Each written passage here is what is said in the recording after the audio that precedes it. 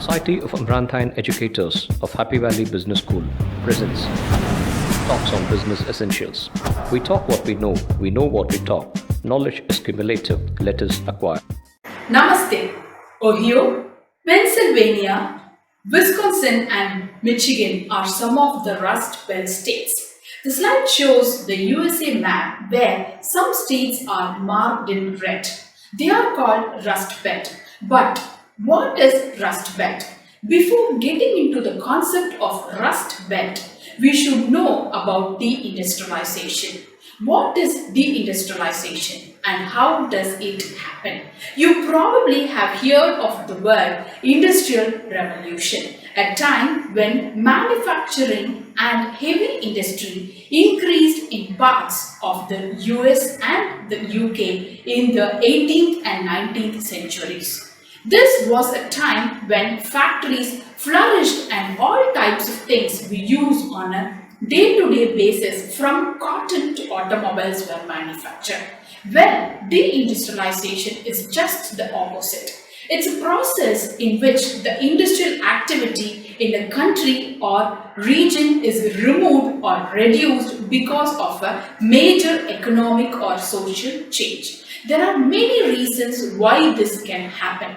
Overall, deindustrialization usually occurs because a particular industrial activity is no longer economically viable. For example, maybe a region containing lots of steel works can no longer compete with cheaper steel from abroad. When that happens, those steel works are forced to go out of business.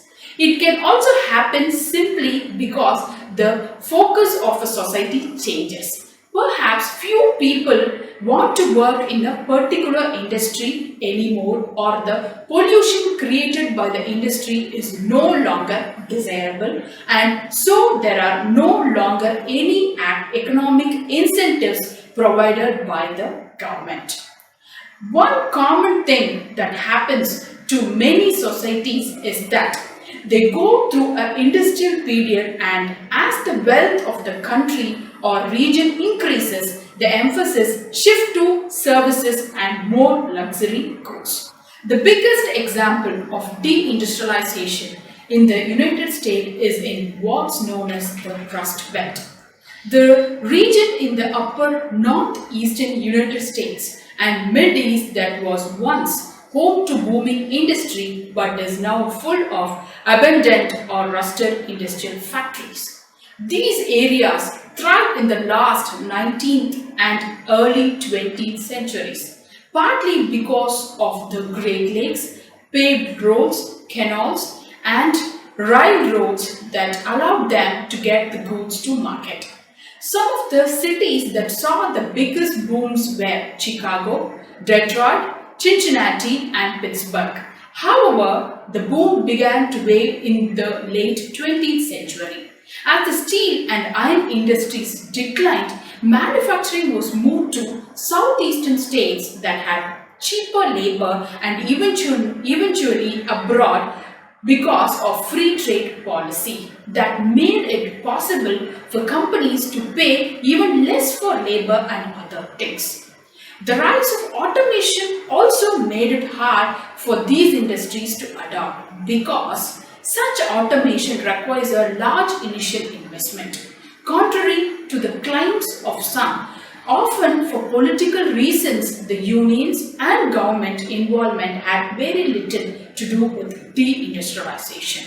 By far, the main cause was increasing competition from cheap sources abroad, and little could have prevented that in the era of free trade. What is the result of deindustrialization? When industry shuts down, there are obvious consequences. People move out of the area, and those who stay but are unable to find work fall into poverty. Building and infrastructure fall into disrepair due to the lack of tax base from the former industry. Many cities in the Rust Belt are dealing with these consequences, such as Detroit, who went from one of the most prosperous cities in the nation to file for bankruptcy in 2013.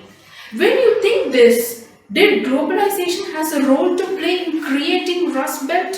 Obviously, yes. Some economists argue that free trade and globalization speeds up in the process of creating destruction. Firms find it easier to shift production around the world to areas with low labor cost and more competitive. During the decline of US manufacturing, there was an increase in imports from China and Japan, leading to lower domestic demand. The US consumer found cheaper alternatives to US manufactured goods.